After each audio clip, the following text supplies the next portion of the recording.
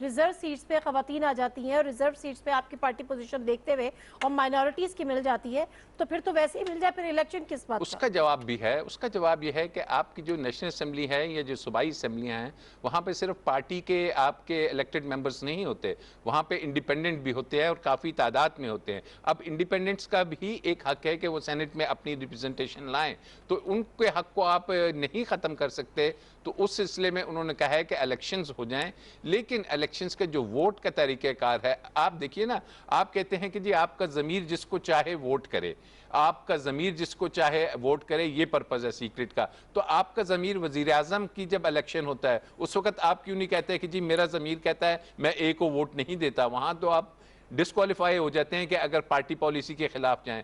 आपका ज़मीर वज़ीर आला के लिए क्यों नहीं कहता कि जी मैं तो इस शख्स को नहीं देना चाहता? दर्ज है ना सर, तो जनाब 226 यही है ना कि तो सेनेट सीएम के अलावा नहीं इधर भी तो प्रोपोर्शन रिप्रेजेंटेशन मीन्स ये, और वो आइन में क्यों दर्ज किया गया कि ज़मीर के खिलाफ, कि एक शख्स का ज़मीर ए को नहीं देना चाहता लेकिन वो मजबूर है, उसने देना है, डिफेक्शन क्लॉज है। तो इसी चीज़ को मद्देनज़र रखते हुए सुप्रीम कोर्ट ने एक बड़ा अच्छा इसमें जो इशू लेके आए हैं वो यही है कि लेट्स डिसाइड, दुनिया भर में सीक्रेसी जो होती है वो क्या आप क़यामत तक सीक्रेट रखेंगे उसको, या सिर्फ जब वोट कास्ट हो गया उसके ऊपर प्रेशर नहीं था, किसी को पता नहीं था, उसके बाद अगर कोई डिस्प्यूट आता है तो उसके लिए आपने उसको ट्रेसेबल वोट बनाना। चले, जो सुप्रीम कोर्ट के मामलात हैं वो उन्होंने बड़ी अच्छी बता दिया। एक चीज़ और, फिरदौस शमीर नकवी साहब, वीडियो एक रिलीज़ हुई एक प्रोग्राम में और उसके बाद एक कमेटी भी बन गई। पहले तो परवेज़ खट्टर साहब ने शायद कहा था कि इसका हम जुडिशल कमीशन बनाएंगे, लेकिन बहरहाल वो नहीं हुआ। फिर फवाद चौधरी साहब और शीरी मज़ारी साहिबा और एक कोई और उसमें थे, I guess Shahzad Akbar, if I am not wrong, yes Shahzad Akbar साहब, तो उन्होंने कहा कि जी हमें कमेटी बना देंगे। सर उसका स्टेटस क्या है? वो कहते हैं फोरेंसिक की भी ज़रूरत नहीं है। अपोजिशन का इल्ज़ाम था कि असद कैसर साहब या परवेज़ खट्टर साहब की भी इसमें कोई है, जो वो खुद उनके अपने लोग जो वीडियो में थे वो इल्ज़ाम लगा रहे थे, उनका उनसे भी इन्वेस्टिगेशन की ज़रूरत नहीं है। तो फिर इस कमेटी की ज़रूरत क्या थी?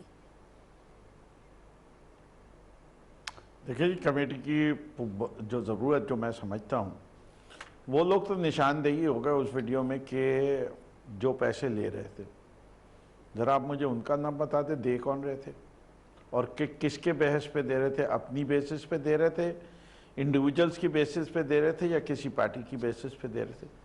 ये सारा मामला जो है वो दो तरीके से चलता है। अगर देने वाले ही ना हो तो लेने वाला किससे लेगा? तो मैं समझता हूँ इस इशू को दोनों तरफ से अटैक होना चाहिए। पार्टीज़ को कहना चाहिए कि हम किसी किस्म की खरीद में शामिल नहीं होंगे, we will not purchase any voter. जब खरीद नहीं होगी तो ख़रीदार किसके जो हैं वो किससे पैसे लेंगे? नहीं ले सकते ना सर, आपकी बात ठीक है ना। और खरीदार अगर कोई ऐसा हो जो पैसे पकड़ ले तो इसको ऐसी सज़ा होनी चाहिए जिससे वो डिस्क्वालीफाइड फॉर लाइफ हो, debarred from politics from life होना चाहिए। बिल्कुल ठीक इसमें है, जरदारी लेकिन साहब सर जब इन्वेस्टिगेशन भी होनी चाहिए तो फिर मजबूरी तौर पे होनी चाहिए ना मुकम्मल। उसकी जिम्मेदारी उसकी वजह से जरदारी साहब को डिबार्ड फॉर लाइफ होना चाहिए। ये चीज़ें इतनी सादा नहीं हैं जिसको अंडर द कारपेट ब्रश कर दिया जाए। ये पाकिस्तान की तारीख है, घिनौनी तारीख है। बलूचिस्तान की असेंबली में जब से सेनेट बना है ये खरीदो फरोख्त होती आ रही है, इससे कि वहाँ एक ज़माने में 6 सीटों के ऊपर सेनेटर, 6 वोट के ऊपर एमपीएस के वोट पे सेनेटर बनता था। छोटा हाउस है, टोटल 67 का हाउस है, 11 सेनेटर्स बनते हैं, 7 चाहिए होते हैं, 6 पे भी निकल जाती है सीट कई दफा। फिरदौस साहब मेरी बात सुने। 2018 के इलेक्शन होते हैं, आपने अपने 20 लड़कान को निकाल दिया, लेकिन आप लोग ये बातें तो हर दफा हम सुनते हैं कि जी ये होता है, नोट चलते हैं, हॉर्स ट्रेडिंग होती है, लोग खरीदे जाते हैं, लोग बेचे जाते हैं। सबूत कभी किसी के सामने नहीं आया। This is the first time ever कि वो वीडियो आई है जो 2018 की थी, वो अब आई है। अब उस पर ज़रा टाइमिंग के हवाले से उस पर ऑब्जेक्शन लग रहे हैं। जब आपकी नॉलेज में आया था तो उस वक्त आप लोग किसी अदारे में क्यों नहीं गए थे? आप लोगों ने ये पता चलाने की कोशिश क्यों नहीं की थी कि आपके 20 लोग अगर बिक रहे थे तो उनको खरीद कौन रहा था? उस वक्त ही करार वाकई सजा दे देते, उनको भी जो खरीद रहा था अपने लोगों को तो दे दी जी। दिलवा देते। मतलब इट्स वेरी स्ट्रेंज कि हम लोग जो थे इस चीज को आया कर दिया। Election commission of Pakistan is an independent body. जब एक पार्टी 20 लोगों को निकालती है तो उसको नहीं इंक्वायर करना चाहिए था उस वक्त? प्लीज सर, देखिए मसला कि यही है बहुत ना, सारी हाँ। चीजें हैं जिसके अंदर जिसको देखना जरूरी होता है। और मैं समझता हूँ हमारे हुकूमती इदारे इंस्टीट्यूशन इस मुल्क के इतने कमज़ोर हो चुके हैं कि इनको दोबारा मजबूत करने की ज़रूरत है। सर, आपकी बात बिल्कुल ठीक है। आपने कहा कि इलेक्शन कमीशन ऑफ पाकिस्तान ने इंक्वायर क्यों नहीं किया। इलेक्शन कमीशन ऑफ पाकिस्तान ने तो ये भी इंक्वायर नहीं किया कि केपीके में 6 सीट्स पे 2 सेनेटर्स कैसे मुंतखब हो जाते हैं। मुझे पीपल्स पार्टी वाला कोई ये जवाब ही नहीं देता। साबिर बलोच साहब, आप जवाब देंगे इसका? जी दे ही नहीं सकते, सिवाय इसके कि चमक के अलावा कोई और तरीका नहीं है। इसे के घर के पुजारियों ने अपना काम दिखा दिया। बैरमन मंगी साहब, रुबीना खालिद साहबा, इसके 2 अलावा कोई सेनेटर जवाब ही मुंतखब हो नहीं है जाते किसी के हैं। पास इसका। बलोच साहब कैसे हो जाते हैं? मैं वही बात कर रहा हूं ना, आप मुझे बात करने तो दें। बात यह कि देखो, मैं आपको एक अर्ज कर रहा हूं कि पीपल्स पार्टी की लीडरशिप, हम लोग जो है ना एक रवायतदार लोग हैं, हमारी दोस्तियां हैं, हमारे जो है ना हमारे अहबाब हैं, हमारे लोगों के साथ अच्छे ताल्लुकात हैं, हमने लोगों की खिदमत की है, लोगों के साथ अच्छा बर्ताव किया, अच्छा काम किया है। हमारी लीडरशिप इस मामले में बहुत मशहूर है। जरदारी साहब हों, बिलावल साहब हों, उन्होंने हमेशा अपने लोगों को इज्जत दी है, दूसरों को इज्जत दी है। अच्छा, अब बात यह है कि देखो, ये चार्ज क्यों पीपल पार्टी के लोगों पे नहीं लगता कि जी कि ये पैसे लेके इन लोगों ने, या खुदा न खास्ता किसी और तरीके से इन लोगों ने वोट जाकर किसी और को दिया। अच्छा, उसकी वजह या दो चीजें हैं। नहीं, पहली एक बात यह है सेकंड, कि देखो, आपकी एक सेकंड बलोच साहब, एक सेकंड साबिर बलोच साहब, एक सेकंड, मैं भूल जाऊंगी ये सवाल, मुझे पूछने दें। जरदारी साहब मशहूर हैं, इसमें तो कोई शक नहीं है, ठीक है। सवाल ये मेरा ये है कि अवाम, आपने अच्छे काम किए, अवाम आपको वोट नहीं देती जनरल इलेक्शन में। सेनेट के इलेक्शन में लोग आपको आके वोट दे जाते हैं। क्या आपने बहुत अच्छे काम किए? मैं आपको वही अर्ज कर रहा हूँ कि देखो, अभी आप देखें, यानी इस्लामाबाद का जो इलेक्शन है, वो कभी इतना किसी हुकूमत ने इसको इतना कंट्रोवर्शियल और इतना वो नहीं बनाया था कि जो इस दफा जो किया जा रहा है। उसकी वजह यह है कि उनको पीपल पार्टी के उम्मीदवार गिलानी साहब से खतरा है। खतरा यह है कि पीडीएम के वोट उसके साथ है। खतरा उनको अपने लोगों से है, इसलिए कि ये जो लोग हैं जो आज एमएनए बने हुए हैं, ये सब लोग पहले या तो मुस्लिम लीग में थे, नवाज ग्रुप में थे, या इसका जवाब दूंगा, या पीपल्स पार्टी में थे, यानी कुछ लोग हमसे बिछड़ के चले गए। ये तो लोग तो वही है। इन्होंने जो है ना यूसुफ रजा गिलानी साहब को देखा है। अब कंपैरिजन आप खुद करें कि एक तरफ, यानी खुद जो मेरे तहरीक इंसाफ के दोस्त बैठे हुए, आप खुद कंपैरिजन कर ले कि यूसुफ रजा गिलानी में और शेख साहब में कितना फर्क है। उनके फर्क ये है कि वो पीटीआई के जो है वो नुमाइंदा है और उनके टिकट होल्डर है, वो उनके इस शख्सियात तो बस ये है कि वो किस किस को रिप्रेजेंट कर रहे हैं। उसने अपोजिशन के लोगों को की। अब तो अपोजिशन के लोगों को खुद भी तो थोड़ा सा ख्याल होगा ना कि जनाब के शेख के मुकाबले में हम उसको, अभी तक हम तो रवादार लोग हैं, और फिर इमरान जो नाराज है उनको आप खरीद लेंगे। अच्छा, जो है ना वो अपने आप को पाबंद नहीं समझते, उसके बिहेवियर और उसकी जो क्रेडिबिलिटी है उस पर। देखिए, ये सब चीजें काउंट करती है पॉलिटिक्स में, दुनियादारी में, हर चीज में। यू सिंपली कांट से कि जनाब के यानी ये हो गया। और फिर आइन भी बात की इजाजत देता है, कानून भी अच्छा, आपको एक बात की सेकंड इजाजत देता है कि आप अपनी मर्जी ठीक से, है, अच्छा रुक जाएगा, लेकिन एक सेकंड बलोच साहब, रुक जाएगा, आती हूँ सर, वापस आती हूँ। राजा अमीर अब्बास साहब, अटॉर्नी जनरल ने आज कहा कि अभी भी इस्लामाबाद में लोग नोटों से भरे हुए ब्रीफ केस लेकर बैठे हुए। ये जो अभी बलोच साहब बात कर रहे हैं कि जी वो ताल्लुकात होते हैं, वो काम आते हैं, वो माहौल होता है, वो मेहमान नवाजियाँ होती हैं, वो आपकी शोहरत होती है, वो आपने काम किए होते हैं, इस पर आपको जनरल असेंबली के इलेक्शन हो जाए, जनरल इलेक्शन, उसमें आपको वोट नहीं पड़ते, सेनेट के लोग आपके काम देख के, ये कौन से काम है? देखिए, काम वही हैं कि आपको उस वीडियो में नज़र आया। काम वही है कि जनाब, अब दुबई में भी हमने ये सुना कि जी व्हीलिंग डीलिंग हो रही है, पाकिस्तान में कम हो रही है। काम वही है कि ये जो ऑफशोर कंपनीज बनती हैं, ये किस लिए बनती हैं? ये जो अकामे लिए जाते हैं, ये इसीलिए लिए जाते हैं कि आपकी बैंकिंग ट्रांजैक्शंस के रिकॉर्ड्स ना आ सके। काम वही है कि एक एमपीए या एमएनए सोचता है कि जनाब मैंने तो अगर 2 करोड़ लगाए हैं, यही वो वक्त है कि मैं इसको कैश कराऊं। और अदरवाइज तो कोई बात नहीं बनती हुई नजर आती ना, कि जनाब अगर आपकी किसी के साथ वो है लैग स्लैग है या रख रखाव है, तो रख रखाव के लिए फिर आप इस्लामाबाद में क्यों आते हैं? आप पंजाब से क्यों नहीं लड़ लेते? आपका ज्यादा रख रखाव है, आपकी आपने वोट ज्यादा ट्रांसफर कराया है जी, इस्लामाबाद। आपका ज्यादा है ना वहां पे, तो वहां पे रख लीजिए। बात देखिए, अब अवाम को इन बातों से जो उनसा है ना, कि यही पीडीएम की वो चीजें थी कि जो कि उनके फेलियर का नतीजा बना, कि ये अवाम को ये बता रहे थे कि जनाब हम पता नहीं किसी कॉज के लिए आ रहे हैं, लेकिन जब जलसे हुए, लाहौर हुआ, तो लोगों ने देखा कि ये पीडीएम का जो टोटल एक गठजोड़ है, ये तो गठजोड़ सिर्फ इतना ही है कि इन्होंने अपने मफादात के लिए, अपने केसेस के लिए इकट्ठे हो गए। अदरवाइज यही जो रख रखाव की बात हो रही है, अगर आपको याद हो कि जब यूसुफ रजा गिलानी को डिस्क्वालीफाई किया था, तो यही नवाज शरीफ के मैं आपको 10 क्लिप्स दिखा सकता हूं, जो कहता था कि पहले उतरो, अपील भी मत करो, छोड़ दो ये कुर्सी। ये 10 जगह पे उसने ये बातें की।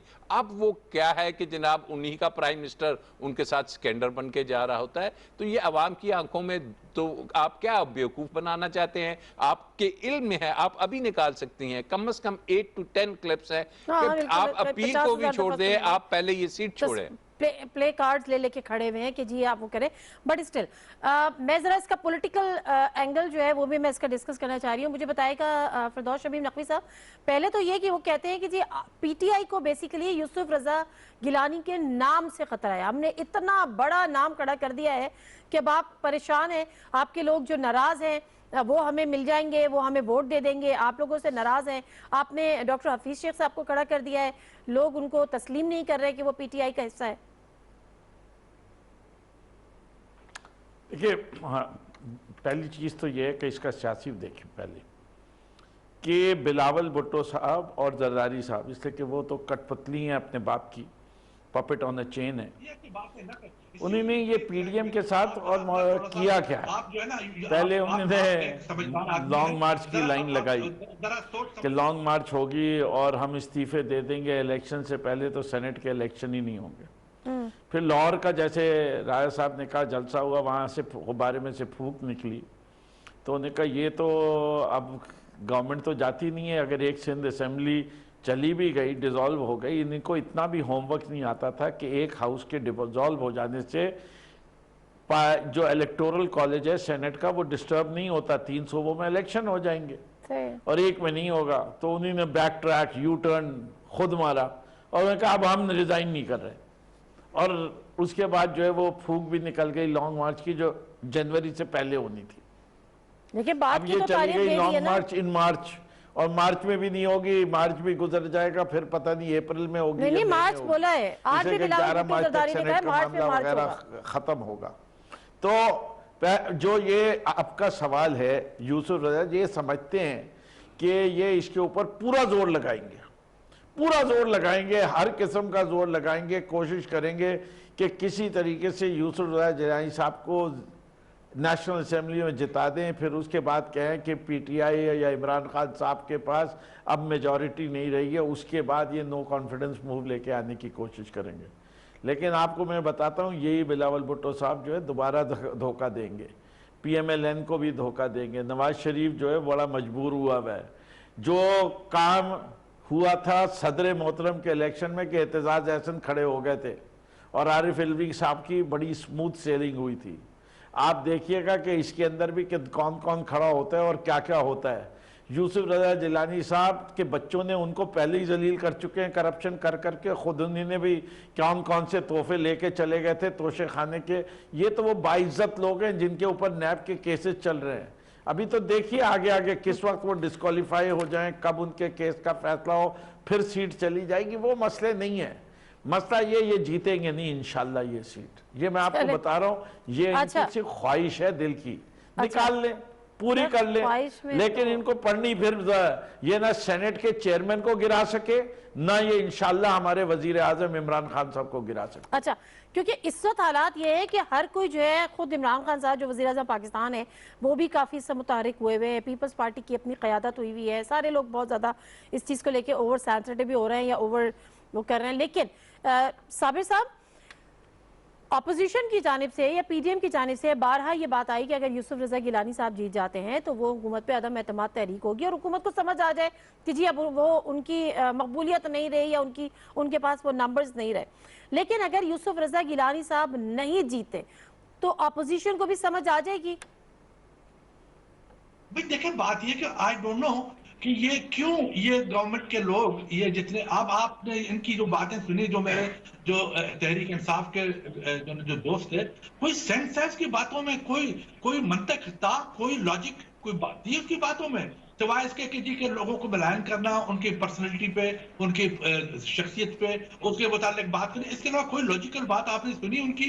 कोई आपने उसको कोई एनालिसिस, कोई बात देखा नहीं आप? लेकिन बात बेसिकली ये है कि आपको नहीं समझ में आ रहा तो इसका कुछ हमारा कसूर तो नहीं। आपके इलेक्शन को अदम एतमाद के साथ क्यों जोड़ रहे हैं? अगर अदम सर आप लोग जोड़ रहे हैं, मैं थोड़ी जोड़ रही हूँ। तो अपोजिशन का राइट हक है सर पीडीएम की क़यादत जोड़ रही है, आप लोग जोड़ रहे हैं, मैं नहीं जोड़ रही हूँ। इसका कोई वास्ता नहीं, कोई ताल्लुक नहीं है। ये एक इलेक्शन है। पीपल्स पार्टी ने यूसुफ रजा गिलानी को मोस्ट सुटेबल कैंडिडेट समझा और उसको टिकट दिया और अपोजिशन रिक्वेस्ट की कि जी इसको सपोर्ट करें, वो ज्वाइंट कैंडिडेट है अपोजिशन का। तो ये तो कोई इतनी बड़ी चीज नहीं है, कोई बड़ी बात नहीं है। इसके लिए जो ना वो इन लोगों ने अपने आप को यानी इतना वो कर दिया है, एक मुसीबत इनके सर पे आ गई है और ये इलेक्शन हार जाएंगे और वोट ऑफ नो कॉन्फिडेंस भी इंशाल्लाह ताला से खिलाफ आ जाएगा। लोग अच्छा, इनके अपने असेंबली में लोग इनके साथ नहीं है, पब्लिक गरीब इनके साथ नहीं, कोई इनके साथ नहीं। अब खुद भी लिंक कर लिया इन्होंने, भी इनके साथ नहीं। जब भी तो इनके साथ जो है ना ये असर हो रहा है। अब ये हैरान है कि हम किस किस्म की बात करें, किसको क्या बहतान दे दें।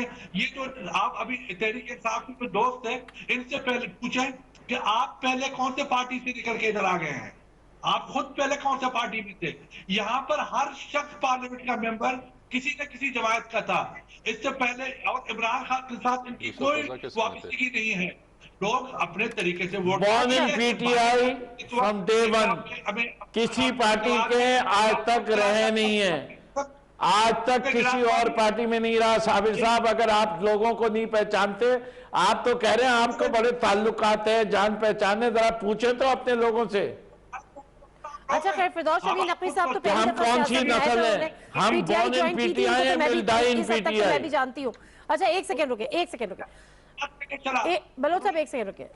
ये बताएं अब्बास साहब कि ये जो सारा कुछ कह रहे हैं ना कि अगर यूसुफ रजा गिलानी जीत जाते हैं तो वो तहरीक अदम एतमाद हो जाएगी, प्लस लॉन्ग मार्च का भी उन्होंने कह दिया कि मार्च में मार्च होगा। आपको लगता है ये मशरूत होगा या भी ये पल्स चेक करेंगे? यूसुफ रजा गिलानी को उन्होंने मैदान में उतारा है, ये पल्स या एक लिटमस हो रहा है कि अगर जीत जाते हैं लॉन्ग मार्च भी हो जाएगा, सिटिंग भी हो जाएगा, तहरीक एतमाद भी हो जाएगी, और अगर नहीं जीतते तो फिर क्या करेंगे? खामोशी से? देखिए, ऑब्वियसली इसका एक पॉलिटिकल इम्पैक्ट होगा। एक उनका अगर तो यूसुफ रजा गिलानी साहब जीत जाते हैं तो वो जो एक पीडीएम को जान पड़ जाएगी, धचका लगा हुआ है ना, उसके गुब्बारे से जो हवा निकली हुई है, तो फिर इनको एक वो नज़र आ जाएगा कि जनाब अब हम इकट्ठे हो सकते हैं और हम दोबारा से उसको प्रेशराइज कर सकते हैं।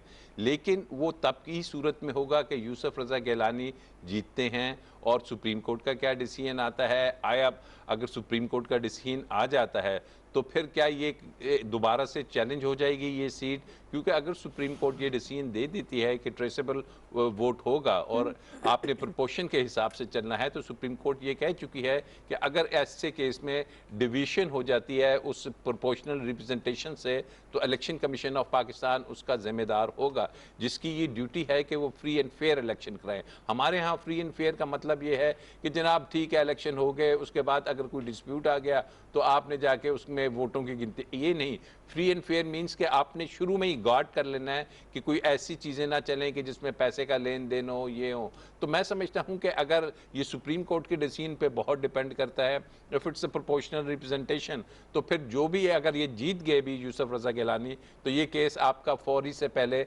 चला जाएगा डिस्प्यूट में, इलेक्शन डिस्प्यूट में, और फिर वहाँ पे जाके फैसला होगा कि जनाब ये वोटिंग सुप्रीम कोर्ट ये कह रही है, ये वोटिंग कैसे हुई है, किस पार्टी की कितनी नशिस्तें हैं। अच्छा, तो ये चीज़ें जहाँ तक सियासी तौर पे बात है, आपने बिल्कुल दुरुस्त कहा कि इनके अंदर जान पड़ेगी, और इनकेस अगर हार जाते हैं तो फिर वो मार्च जोन सी होनी है ना, ये तो वो फिर मार्च 2021 में होती हुई नजर नहीं आ रही।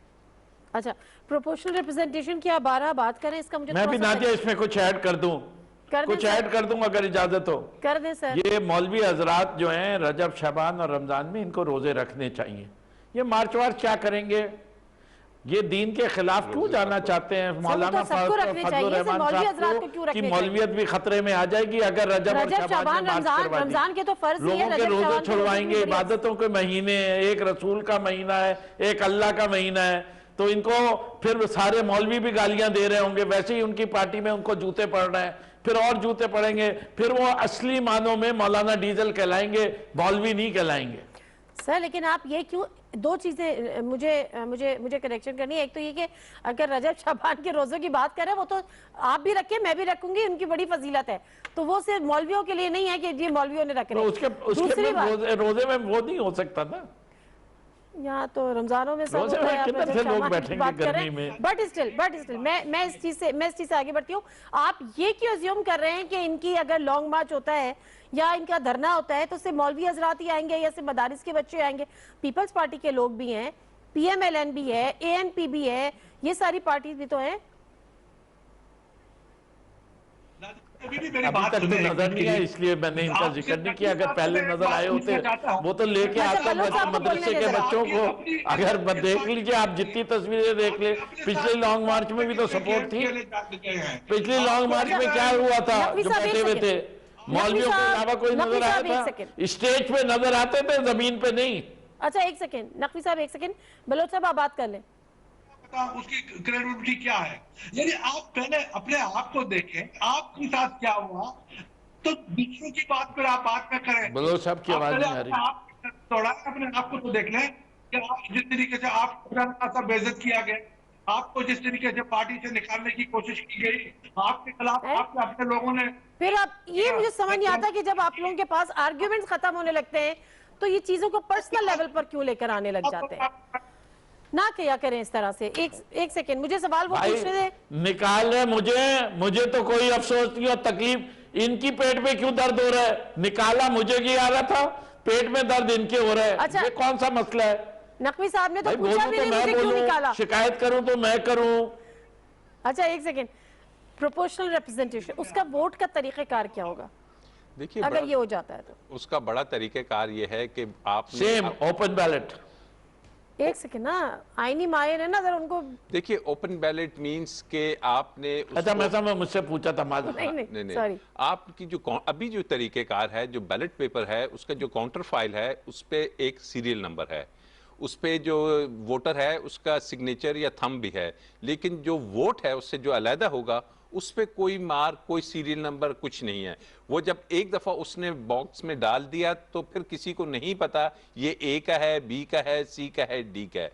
लेकिन सुप्रीम कोर्ट और अभी वहां पे ये बात की जा रही है कि कोई ऐसा बार कोड या नंबरिंग करें कि दोनों साइड पे, कि कल को after the ballets, after the count result भी आ जाता है तो अगर कोई डिस्प्यूट चला जाता है तो हम निकालते हैं कि जनाब ये वोट्स निकालिए, तो पता चलेगा किस MPA या MNA का ये वोट है कि जो कि अपनी पार्टी की जो मुतनासिब नुमाइंदगी थी उससे हट के चला गया। अब हट के चला गया, ऐसी सूरत हाल में आपकी डिफेक्शन क्लॉज तो है नहीं, आप उस शख्स को डिस्क्वालीफाई नहीं कर सकते। ऑल्दो के प्राइम मिनिस्टर के या मनी बिल के इशू में आप डिस्क्वालिफिकेशन है 63 में, लेकिन इसमें उसको डिस्क्वालीफाई नहीं करेंगे। मैक्सिमम ये होगा जो अभी है कि उसको पार्टी की रुकनीत मुअत्तल होगी या आइंदा की सीट नहीं मिलेगी या उसका पॉलिटिकल कैरियर पे एक इतना बड़ा डेंट लग जाएगा कि जनाब ये इसने अपनी पार्टी या लीडरशिप से हट के ये वोट दिया।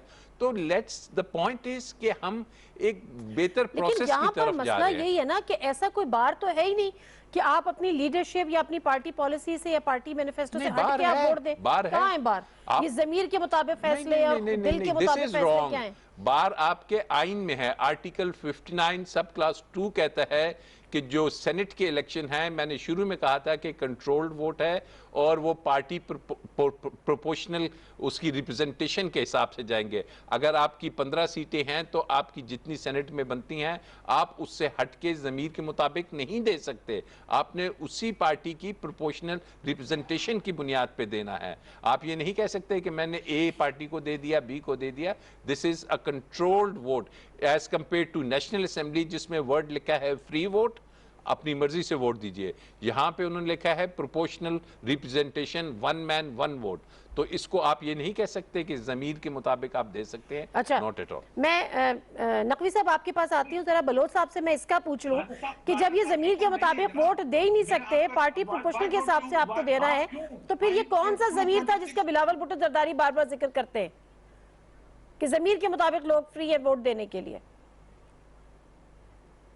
और फ्री है तो चुप के क्यों नहीं देते, दे के आए और कहें कि जी हमने दे दिया। साबिर बलोच साहब आपसे बात कर रही हूँ। जी जी जी जी जी मैं आपसे ये पूछ रही हूँ, अभी जो डिफाइन किया है राजा अमीर अब्बास साहब ने कि जी कोई जमीर अमीर के मुताबिक वोट नहीं होता, आपको अपनी पार्टी के मुताबिक वोट देना है। आइन के आर्टिकल 59 जो उन्होंने जिक्र किया प्रोपोर्शनल रिप्रेजेंटेशन वाला जो वोट है, तो उस पर मुझे बताएं फिर वो कौन सा जमीर है जो कहते हैं कि जी हमने तो जमीर के मुताबिक दे दिया। और अगर चले उन्होंने दे दिया तो फिर खुल के बताएं ना कि हमने दिया है, छुपा के क्यों देते हैं? देखिए, मैं आपको एक अर्ज कर लूं, आइन में कहीं पर भी राजा साहब इस बात को बखूबी जानते हैं, आइन में आर्टिकल 226 के अलावा कहीं इसकी इतनी यानी ज्यादा एक्सप्लेनेशन नहीं है। आइन में ये वाज़ेह है कि प्राइम मिनिस्टर और चीफ मिनिस्टर्स के इलेक्शन ओपन होंगे, लेकिन बाकी जितनी भी इलेक्शंस होंगे वो सीक्रेट बैलेट के जरिए। दैट्स इट, ये वाज़ेह है, इसको कोई चेंज ही नहीं कर सकता, इसको कोई चैलेंज नहीं कर सकता। अच्छा, जहां तक दूसरी बात का ताल्लुक है कि भी के कौन किसको वोट दिया, कौन नहीं दिया, क्या हुआ क्या नहीं हुआ, वो एक मॉरल ऑब्लिगेशन डेफिनेटली है। मॉरली अब आप किसी से आपके पार्टी का बंदा पूछ सकता है, लेकिन आईनी कानूनी लिहाज से और उस पर किसी किस्म का बार नहीं आएगा, उस पर कोई पूछ-गुछ नहीं होगी। इसलिए कि जहां जमीर जो है ना, लोग किसी का जमीर किसी शख्स के साथ वाबस्ता नहीं है, किसी तहरीक इंसाफ के बंदे का जमीर को खरीदा नहीं है इमरान खान ने। वो इमरान खान ने जो है ना वो जमीर उस शख्स का अपना है। अगर वो किसी को सूटेबल समझता है, जमीर का टिकट लेके तो नहीं आए थे ना, उस पार्टी का टिकट लेके उन्होंने वो कॉन्टेस्ट किया हुआ इलेक्शन को। देखिए मेरी बात सुनो, वो उसके बाद अगर पार्टी उस पर कोई एक्शन लेना चाहेगा, लेगा, जो कुछ करेगा। मैं आपको एक मिसाल दे दूं, देखो जब सेनेट के चेयरमैन के इलेक्शन हुए, सबसे पहले राजा साहब इस बात की जो ना की तवज्जो के लिए है कि सबसे पहले पीपल पार्टी के चेयरमैन ने एक कमेटी कायम कर दी, जो मैं I was one of the member of that committee. हमने पूछ-गुछ की, अपने तमाम सेनेटर्स को बुलाया, हमने इन्वेस्टिगेट किया उस बात को। उसमें एक शख्स पे हमें शक था, एक शख्स पे। अच्छा, और उस पर जनाब उसको चेयरमैन साहब ने बुला के उसको किसी तरीके से समझाने की कोशिश की, लेकिन वो समझ गया कि जी मैं ट्रेस हो चुका हूं। जब वो ट्रेस हो चुका हूं वाली बात थी, तो अब उसने देखा कि भी मुझे अब यहां मेरा रहना ये एप्रोप्रिएट नहीं है, उसने रिजाइन कर दिया। जब उसने रिजाइन कर दिया तो तहरीक इंसाफ ने उसी के बेटे को टिकट दे दिया। अच्छा, बेटा जिम्मेदार नहीं है ना बाप का, लेकिन मुझे बताएं उसका नाम क्या था, उसका नाम भी बता दें। अब आप मुझे बताएं, अब ये जो हमें बोल रहे हैं कि जी हम ये कर रहे हैं वो कर रहे हैं, उसी के बेटे को टिकट दे दिया उस वक्त, उसी को सेनेटर बनाया, और इस दफा फिर उसी के बेटे को टिकट दे दिया उन्होंने। अच्छा एक सेकंड देखो ना। अच्छा, और दूसरी तरफ जनाब वो पैसे जो है ना, वो पैसे स्पीकर के घर में वो कहते हैं हम आए बैठे हुए हैं, कोई कहता है जी के खटक साहब ने ये किया, बलोच साहब, मसला सिर्फ एक का नहीं था, 14 वोट्स बिके, 14 लोगों का पता चला रहा था, 14 वोट बिके थे, 14 लोग बिके थे। ये आप तो एक का मुझे बता रहे हैं ना, उसमें फर्दर क्या हुआ, क्या एक्शन लिया हमें नहीं पता, 14 लोगों का पता भी नहीं चला। लेकिन फिरदौस शमी नकवी साहब, जब आइन के आर्टिकल्स की बात हो रही है तो इसी तरह से आइन का आर्टिकल 118 भी है, जिसपे ये तमाम, और जो सुप्रीम कोर्ट में भी बात हुई है कि तमाम तर जिम्मेदारी जो है इसके इलेक्शन को ट्रांसपेरेंट करने की और करप्शन से पाक करने की इलेक्शन कमीशन की है। इलेक्शन कमीशन ने सेनेट इंतखाबात के लिए एक बयान हल्फी का मुसवदा तैयार किया है। उसमें अगर उम्मीदवार ने पार्टी टिकट के लिए रकम दी होगी वो भी उसको बताना पड़ेगा। अगर वो किसी से खरीदो फरोख्त रोकने के लिए ओपन बैलेट के जरिए समाते उम्मीदवार टिकट पे पैसे ना देने की भी यकीन दहानी कराएगा और पैसे ना लेने की भी यकीन दहानी कराएगा। उम्मीदवार के दस्तखत, अंगूठे का निशान और शनाख्ती कार्ड नंबर ये वो, ताकि उस पर करप्शन प्रैक्टिस ना हो ये वो। Do you think it will work? कौन बताएगा मैंने पैसे लिए, कौन बताएगा मैंने नो, पैसे इट डजंट लिए? वर्क। देखिए, मैं आपको ये बताऊं, बड़ी सीधी बात है, सच बोलना चाहिए, हक बोलना चाहिए। मैंने एक इसी किस्म के मसवदे पे साइन किया कि मैंने अपने इलेक्शन में अपनी ज़ात से 10 लाख रुपए से ज़्यादा नहीं खर्च किए। बिल्कुल सही स्टेटमेंट दिया, मैंने तो नहीं खर्च किए। बाकी लोगों ने मेरे लिए ऊपर जो है अरबों रुपए खर्च कर दिए हों, तो इससे मेरा क्या कसूर है? ये तो मैं तो मौलाना सच साहब बोल वाली रहा हूं। आपने बात कर दी, दोस्तों ने लेकिन घर भी जो दे दिया, मकसद मेरा क्या था, कसूर? जो मकसद था कानून का कि इलेक्शन में, कैंपेन में कोई कैंडिडेट की कोई इलेक्शन कैंपेन 10 लाख से ज्यादा का खर्चा ना, उसका ठीक तो है। लास्ट कमेंट कर दिया। मुझे, लास्ट वो कमेंट मुझे बिलावल लेने भुट्टो दे, साहब और प्रोग्राम उनके का वालिद खत्म साहब हो ने गया। कौम के जमीर को मार दिया है। एक सेकंड लास्ट दे दीजिए। इलेक्शन कमीशन ने दिया, कोई बताएगा? ये बिल्कुल एक फालतू पीस ऑफ पेपर है, क्योंकि वो तो पता नहीं जीतेगा या नहीं। वो जो पैसे लेके चला गया उससे एफिडेविट कौन लेगा? असल तो परचेज, नहीं, वो कह रहे हैं कि मुझे कोई देगा तो भी मैं बताऊंगा, अगर मैं किसी से लूंगा तो भी मैं बताऊंगा, मैं वोट असल देने के में लिए पैसे देखिए, लूंगा तो भी मैं 4 बताऊंगा। दिन से supreme court election commission of Pakistan को कह रही है कि खुदारा अपनी कॉन्स्टिट्यूशनल जो आपकी जिम्मेदारी है उसको समझिए, ये आपका काम है, आपको किसी कानून साजी की जरूरत नहीं। आपने जो इलेक्शन होने से कबल और इलेक्शन होने के बाद इंश्योर करना है कि उसमें इस किस्म की धांधली ना हो। लेकिन इलेक्शन कमीशन ऑफ पाकिस्तान अभी तक इसमें खामोशी दिखा रहा है, जिसपे चीफ जस्टिस ऑफ पाकिस्तान और जो दीगर जजेस हैं वो काफ़ी अनॉयड हैं कि ये जो एक आइनी अदारा है, क्या ये एक अपनी आइनी जिम्मेदारी, क्योंकि आइन के आर्टिकल 5 में लिखा है कि आपने इस आइन के तहत जो चीज़ें प्रोवाइड की हुई हैं उसको फॉलो करना है। बिल्कुल ठीक है, बहुत शुक्रिया राजा अमीर नवाज साहब, साबिर बलोच साहब, फिरदौस शमीर नकवी साहब। और अदालत में आज ये बात भी हुई कि ये सियासी मामला है, जिसपे जजिस ने रिमार्क्स ये भी दिए कि आइन जो है वो भी एक सियासी दस्तावेज है।